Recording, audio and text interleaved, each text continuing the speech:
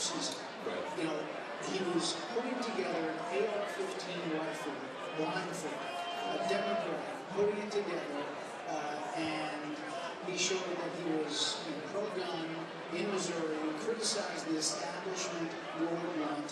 He was actually closer to Trump than Lord Blunt was, as far as what he talked about. Because he was the outsider. Because he was like the outsider. Right, because Roy Blunt has been in the Senate, in Washington for a long time. His wife is a lobbyist in Washington. His children work in the industry. And so the candor was able to try to define Blunt as one of those insiders that you would want to drain the swamp from.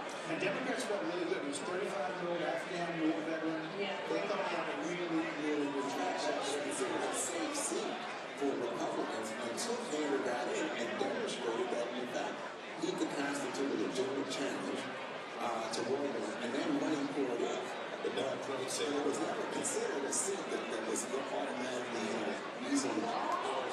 We've been talking about whether Trump would be a drag for these Republicans running for office in the Senate and House. And it may turn out that Trump lifted them all up, and that some of these guys have their re-election.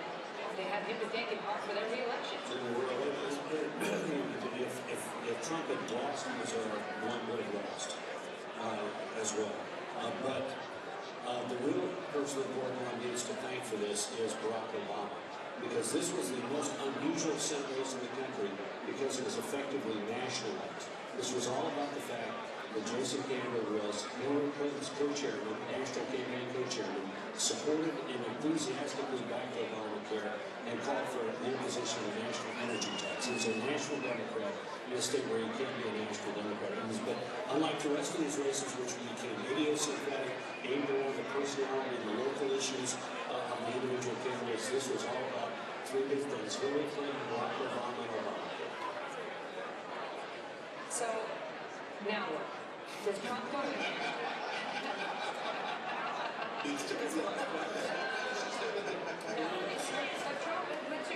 Trump go in? Let's assume that he secures the victory tonight, and he comes out and says whatever he says tonight, then the victory speech is tomorrow. Does he go in there with a mandate? I mean, if this number continues to climb, what if he wins Pennsylvania and he wins Michigan? Tausende Menschen warten auf Donald Trump im Hilton Hotel hier in New York mit ihren Schildern, die wir seit Monaten kennen, von den Events, von den Wahlkampfveranstaltungen im ganzen Land. Und jetzt hat sich all das fokussiert auf diese offensichtlich Siegesfeier hier in New York, in diesem Hotel. Relativ klein gehalten, wenn man das mal vergleicht mit Hillary Clinton. Hier ein paar tausend Leute, ein paar Trump-Anhänger, die vermutlich, so sieht es im Moment aus, den neuen Präsidenten der Vereinigten Staaten gleich feiern werden und hören werden. Wir warten ebenfalls hier in unserem Wahlstudio in New York, im Facebook-Hauptquartier New York hier, auf Donald Trump. Es heißt, in wenigen Minuten wird er hier vor seine Anhänger, wird er vor die Presse treten. Ganz anders seine Gegnerin der Demokraten, Hillary Clinton, da hieß es, verlautet durch den Campaign-Chairman John Podesta, dass sie sich heute nicht mehr äußern wird. Er sagte, wir zählen jede Stimme und jede Stimme soll zählen. Heißt, er hält das Ergebnis noch nicht für endgültig. Einige Staaten sind noch too close to call. Also da ist das Ergebnis noch so dicht beieinander, dass man noch keinen Sieger tatsächlich ausrufen kann. Deswegen ging er vor die Anhänger und sagte, geht nach Hause. Hillary Clinton wird heute nicht mehr sprechen. Es wird geschaut, wie das Ergebnis letztendlich dann ausfällt. Und Donald Trump geht offensichtlich den anderen Weg. Wir haben vor ein paar Minuten seine Kolonne gesehen, wie sie in Richtung Hilton Hotel unterwegs war. Er muss jetzt dort irgendwo hinter der Bühne sein und seine Anhänger mit den allseits bekannten Make America Great Again Mützen warten jetzt auf ihn. Unterdessen verbessert Did you read the tweets? You can tell what's satisfied about him. And it was pretty clear that he was at the moral podium. And if he can look back to what satisfied him and say, but you are the smartest man in the room when it comes to fixing the healthcare system, so I'm going to listen to your plan even though you don't like me and I don't like you. How much does he hand the keys, Bill, over to Congress to take care of some of the inner workings of this legislation and that take up? I think it's interesting because I think what you might see in the first 2, maybe 4 years is a mirror image of what we saw with President Obama in his first 2 years when he had huge majorities in both houses of Congress and was able to Ja, während wir diese Live-Bilder sehen von dem Ort, an dem wir gleich Donald Trump erwarten und seine Rede erwarten, können wir noch vermelden, dass Wisconsin jetzt vermeldet wurde. Auch dieser Bundesstaat geht an Donald Trump und somit verbessert sich sein Ergebnis an Wahlmännern auf 257. Er braucht nur noch 13 bis zu diesen berühmten 270 Wahlmännern, die er braucht, um US-Präsident zu werden. Und davon kann ihn im Prinzip jetzt auch rein rechnerisch nichts mehr abhalten. Aber wie gesagt, die Clinton-Campaign möchte jede Stimme zählen und nicht einen alten Fehler nochmal begehen und zu früh den Verlust oder die Niederlage eingestehen. Und derweil vermeldet auch AP, die Nachrichtenagentur AP, dass Donald Trump der 45. Präsident der Vereinigten Staaten ist. Das steht jetzt mit großer Wahrscheinlichkeit fest. Das vermelden die Agenturen, das vermelden die amerikanischen Fernsehsender. Und wir sehen hier bei den Zuschauern, da bewegt sich was, da wird jetzt schon gejubelt. Manche halten sich die Hände vor die Augen, können es gar nicht glauben. Hier vor Freude, andererorts, ja, da hält man sich die Hände vor die Augen, weil man das tatsächlich nicht fassen kann. Und es sah ja auch zu Beginn des Abends gar nicht danach aus, dass Donald Trump tatsächlich diese Wahl gewinnen wird. Und jetzt am Morgen in Deutschland und späte Nacht hier in New York hat sich das Blatt komplett gewendet. Und wir schalten zu Paul Ronsheimer, der bei Clinton ist. Und nein, da höre ich, da ist die Verbindung noch nicht zustande gekommen.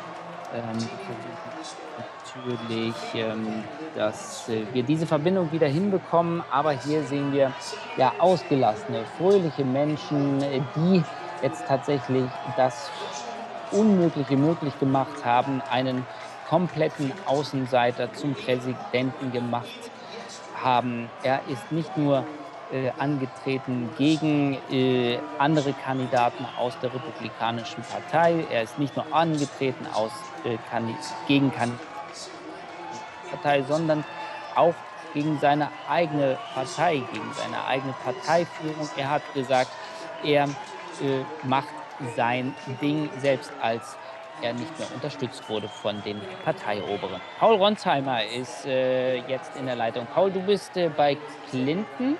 Wie ist es da? Ja, hier wird gerade abgebaut und wie du siehst, kann man hier jetzt kaum noch jemanden sehen. Die Anhänger sind alle gegangen und ich zeige euch mal, wie es dort aussieht, wo eigentlich jetzt wahrscheinlich zu diesem Zeitpunkt Hillary Clinton ihre Rede hätte halten wollen. Das Redepult, wo die erste Präsidentin der Vereinigten Staaten stehen sollte, wird abgebaut und ja, es ist Trauerstimmung hier, kann man sagen. Auf jeden Fall konntest du hören, wie es denn jetzt nun weitergehen soll? Was hört man da? Nein, das ist unklar. Uns wurde gesagt, dass Hillary Clinton hier auf jeden Fall eine Rede halten will. Und es wurde gesagt, dass sie auch eine Rede halten wollte, wenn sie verliert. Aber offenbar ist der Schock zu groß oder die Unsicherheit zu groß.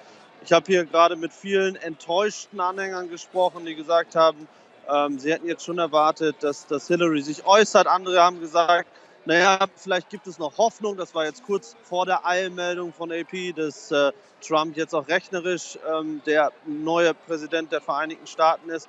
Also es ist immer noch eine große Schockstimmung und ich glaube, die Menschen müssen jetzt mindestens einmal hier ins Bett gehen und einmal schlafen, um zu verstehen, was da heute passiert ist und was doch auch alles für Auswirkungen hat für die Demokraten, für Hillary Clinton. Denn man muss ja auch sehen, das ist eine große Tragödie für diese Frau, die 1,5 Jahre hier in diesem Wahlkampf war, die vor 8 Jahren schon einmal an. Paul Ronsheimer bei der jetzt abgebauten Feier der Clinton. Da ist also tatsächlich schon Care-out und Hillary Clinton soll auf ihre Niederlage eingestanden haben. Telefonisch die anerkannt haben, Niederlage. Und wir sehen jetzt hier die Jubelfeier für den neuen Präsidenten der Vereinigten Staaten. Hier erstmal Running Mate und vielleicht Vizepräsident. Und alle warten gespannt auf Donald Trump.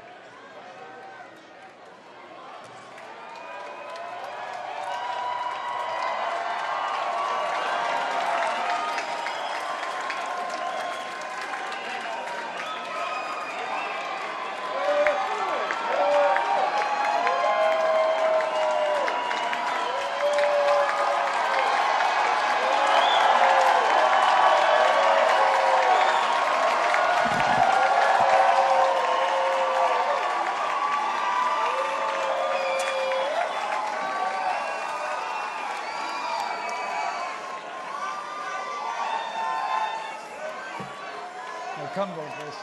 Come both sides.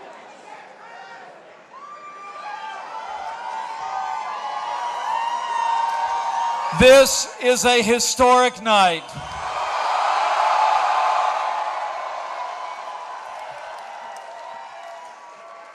The American people have spoken, and the American people have elected their new champion.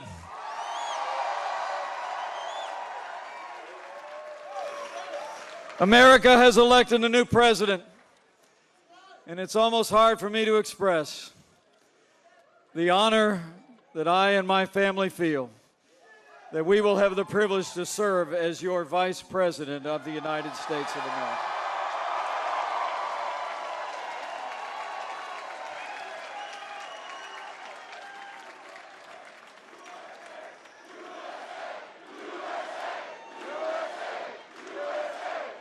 I come to this moment deeply humbled, grateful to God for His amazing grace. Grateful to my family, my wonderful wife Karen, our son Michael and his fiancée Sarah, our daughter Audrey, far away, and our daughter Charlotte. I could not be here without them.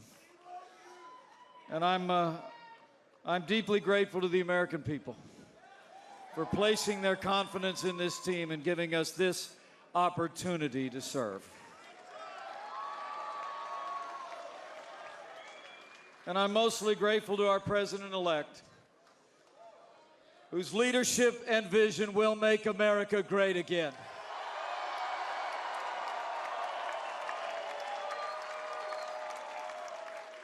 So let me say, it is my high honor and distinct privilege to introduce to you the President-elect of the United States of America, Donald Trump.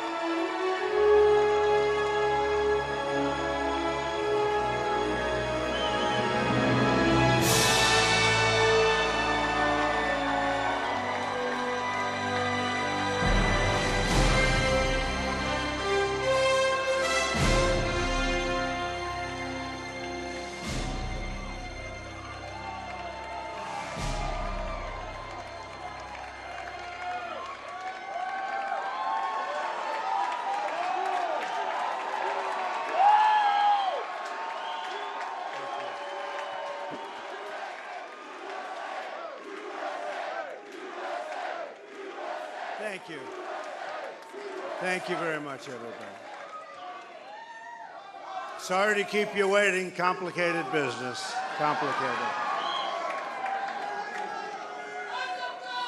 Thank you very much.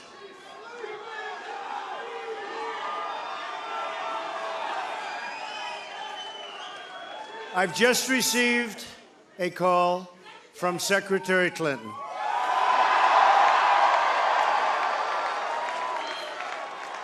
She congratulated us, it's about us, on our victory. And I congratulated her and her family on a very, very hard-fought campaign. I mean, she fought very hard.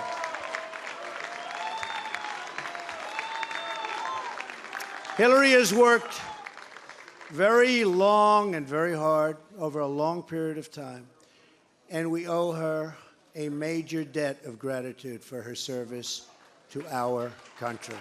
I mean that very sincerely. Now it's time for America to bind the wounds of division. Have to get together. To all Republicans and Democrats and independents across this nation, I say it is time for us to come together as one united people. It's time. I pledge to every citizen of our land that I will be president for all Americans, and this is so important to me.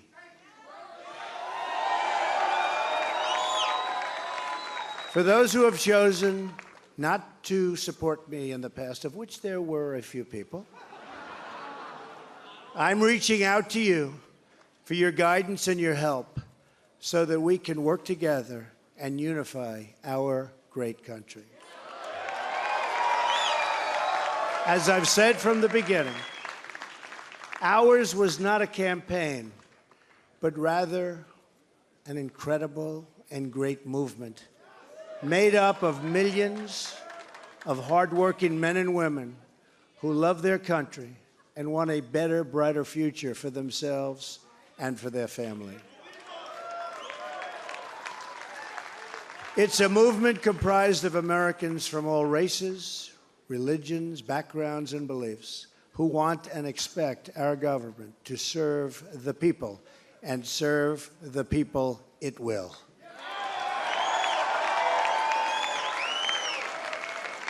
Working together, we will begin the urgent task of rebuilding our nation and renewing the American dream. I've spent my entire life in business looking at the untapped potential in projects and in people all over the world. That is now what I want to do for our country. Tremendous potential. I've gotten to know our country so well. Tremendous potential. It's going to be a beautiful thing. Every single American will have the opportunity to realize his or her fullest potential. The forgotten men and women of our country will be forgotten no longer.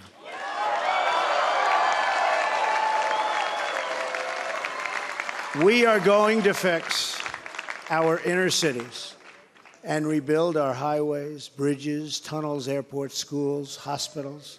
We're going to rebuild our infrastructure,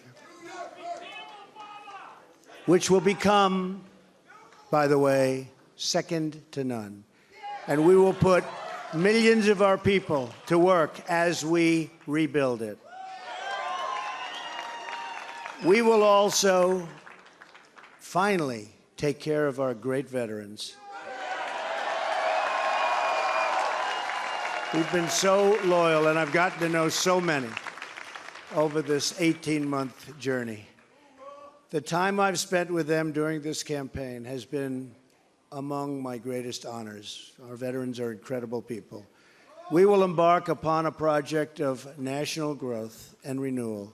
I will harness the creative talents of our people, and we will call upon the best and brightest to leverage their tremendous talent for the benefit of all. It's going to happen. We have a great economic plan. We will double our growth and have the strongest economy anywhere in the world. At the same time, we will get along with all other nations, willing to get along with us. We will be. We'll have great relationships. We expect to have great relationships. No dream is too big, no challenge is too great. Nothing we want for our future is beyond our reach. America will no longer settle for anything less than the best. We must reclaim our country's destiny and dream big and bold and daring. We have to do that. We're going to dream of things for our country and beautiful things and successful things once again. I want to tell the world community that while we will always put America's interests first, we will deal fairly with everyone, all people and all other nations. We will seek common ground, not hostility, partnership, not conflict. And now, I'd like to take this moment to thank some of the people who really helped me with this, what they are calling tonight, very, very historic victory. First, I want to thank my parents, who I know are looking down on me right now. Great people. I've learned so much from them.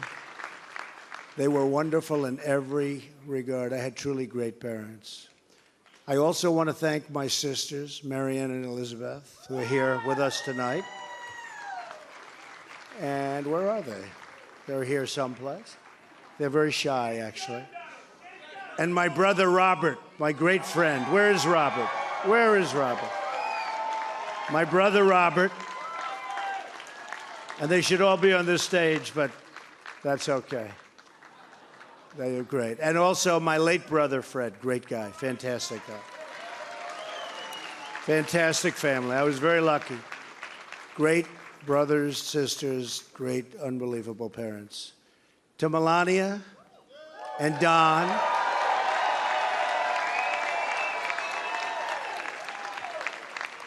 and Ivanka, and Eric, and Tiffany, and Barron. I love you and I thank you, and especially for putting up with all of those hours. This was tough. This was tough.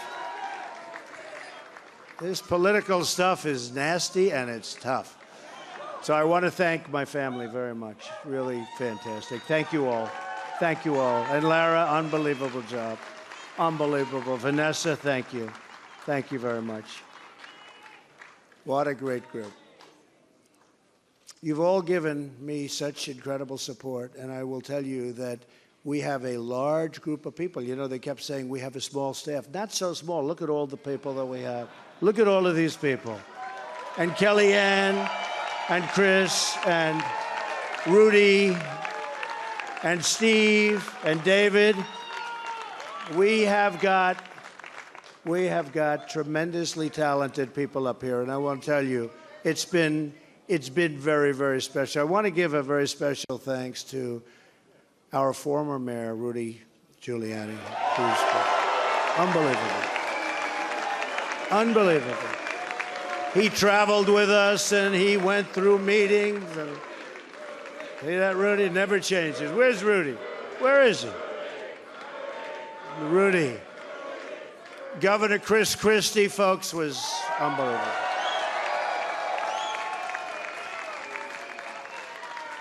Thank you, Chris. The first man, first senator, first major politician, and let me tell you, he is highly respected in Washington because he's as smart as you get. Senator Jeff Sessions. Where's Jeff?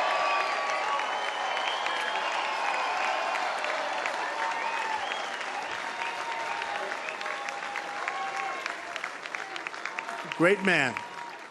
Another great man, very tough competitor. He was not easy.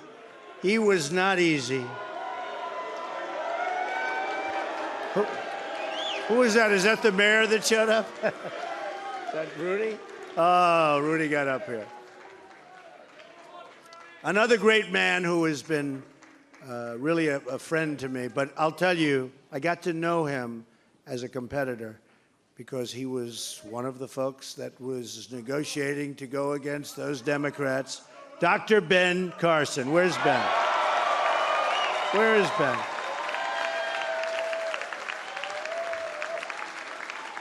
And by the way, Mike Huckabee is here someplace, and he is fantastic. Mike and his family, Sarah, thank you very much. General Mike Flynn. Where is Mike? And General Kellogg. We have over 200 generals and admirals that have endorsed our campaign. And they're special people, and it's really an honor. We have 22 Congressional Medal of Honor recipients. We have just tremendous people. A very special person who believed me, and you know, I'd read reports that I wasn't getting along with him. I never had a bad second with him. He's an unbelievable star. He is, that's right, how did you possibly guess? So let me tell you about Reince. And I've said this. I said, Reince, and I know it. Look at all those people over there. I know it. Reince is a superstar. But I said, they can't call you a superstar, Reince, unless we win. Because you can't be called a superstar like Secretariat. If Secretariat came in second, Secretariat would not have that big, beautiful bronze bust at the track at Belmont. But I'll tell you, Reince is really a star. And he is the hardest working guy. And in a certain way, I did this. Reince, come up here. Where is Reince? Get over here, Reince. Boy, oh boy, oh boy. It's about time you did this, Reince. Huh? My guy. Yeah, say a few words. No, come on. Say something. Ladies and gentlemen, the next President of the United States, Donald Trump. Thank you. It's been an honor. God bless. Thank God. Amazing guy. Our partnership with the RNC was so important to the success and what we've done. So I also have to say I've gotten to know some incredible people, the Secret Service people.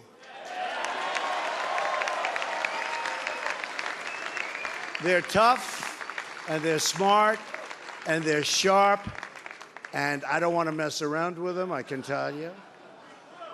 And when I want to go and wave to a big group of people and they rip me down and put me back down in the seat. But they are fantastic people, so I want to thank the Secret Service.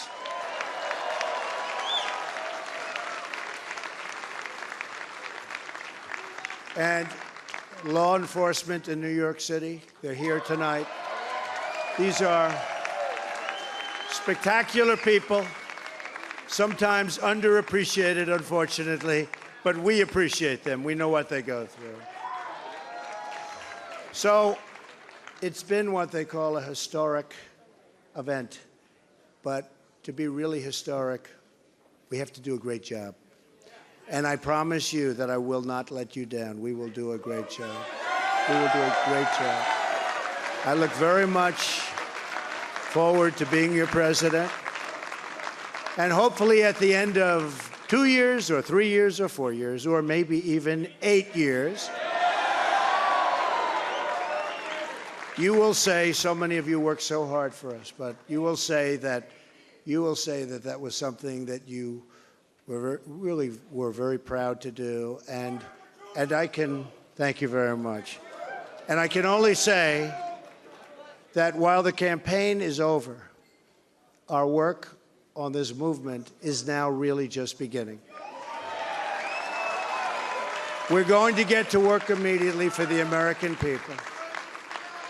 And we're going to be doing a job that hopefully you'll be so proud of your president. You'll be so proud. Again, it's my honor. It was an amazing evening. It's been an amazing 2-year period. And I love this country. Thank you. Thank you very much. Thank you to Mike Pence. Thank you, everybody. Thank you. Congratulations, Mr. President. Thank you.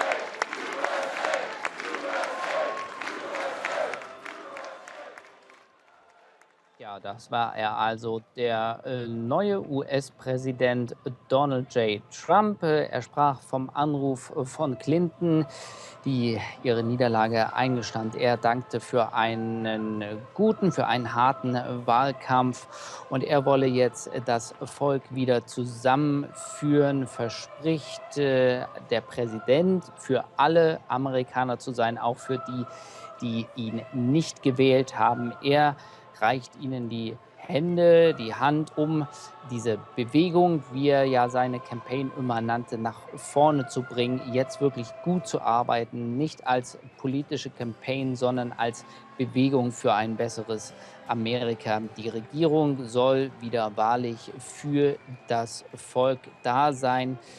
Die Nation soll wieder aufgebaut werden. All das, was wir ja auch schon aus seinen Wahlkampfreden kennen, wiederholte er hier nochmal, bekräftigte es nochmal und sagte, das, was ich gesagt habe im Wahlkampf, das meinte ich auch und ich werde es auch umsetzen. Doppeltes Wirtschaftswachstum, starke Wirtschaft, mit allen Nationen der Erde gut zurechtkommen und dann aber immer wieder die Betonung auf America First, die Interessen Amerikas immer als erstes zu berücksichtigen bei all seinen Entscheidungen. Um historisch zu sein, oder beziehungsweise er sagte, diese Wahl war historisch. Um aber wirklich historisch zu sein, muss man gut sein und das werde er sich vornehmen. Ja, das war er. Nun also der erste Auftritt des designierten neuen US-Präsidenten Donald J.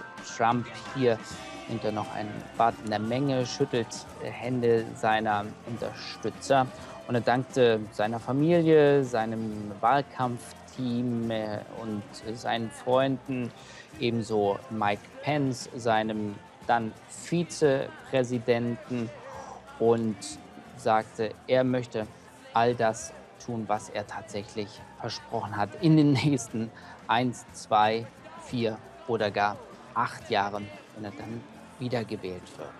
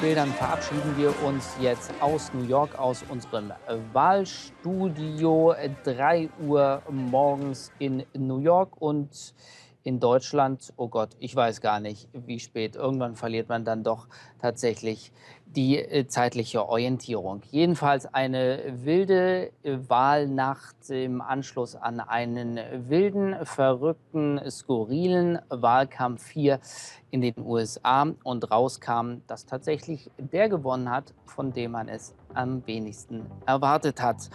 Zu Beginn und dann ja auch eine lange Zeit lang. Also, vielen Dank, dass ihr zugeschaut habt, auch die letzte Woche, als wir hier ja in den USA unterwegs waren. Danke ans gesamte Team in Berlin, hier in New York. Dank an Facebook, dass wir hier sein durften. Dank an all die Reporter. BILD Daily meldet sich pünktlich um 18:45 Uhr mit einer ausführlichen Analyse dieser Wahlnacht wieder. Und ich sage auf Wiedersehen und bis bald.